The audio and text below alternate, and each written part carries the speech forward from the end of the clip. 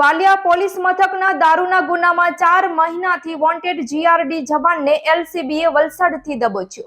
ભરૂચની local crime બ્રાન્ચની ટીમે વાલિયા પોલીસ મથકના પ્રોહિબિશન એક્ટના ગુનામાં સંડોવાયેલો જીઆરડી જવાનને વલસાડ ખાતેથી પકડી પાડ્યો હતો. એલસીબી ટીમે તેને ભરૂચ લાવી વધુ તપાસ અર્થે વાલિયા પોલીસ મથકમાં સોંપ્યો છે.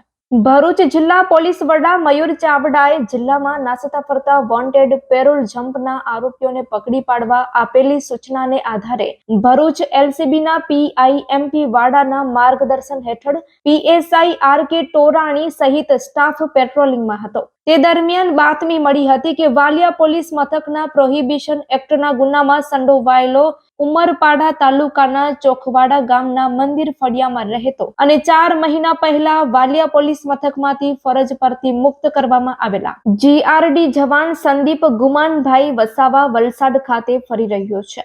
બાતમીના આધારે પોલીસે વલસાડ ખાતે વોચ ગોઠવી હતી અને પૂર્વ જીઆઈડી જવાન સંદીપ વસાવાને પકડી પાડ્યો હતો. અત્રે ઉલ્લેખનીય છે કે ગત 18મી જાન્યુઆરી 2024ના રોજ વાલિયા તાલુકાના નલધરી ગામની સીમમાં શેરડીના ખેતરની બાજુમાં ₹13.69 લાખનો દારૂ અને ઇકો અન્ય કાર તેમજ બાઇક મળી કુલ કિંમત ₹18.24 લાખનો મુદ્દામાલ કબજે કરવામાં આવ્યો હતો, જેમાં સંદીપ વસાવાની સંડોવણી હોવાનું જાણવા મળ્યું છે.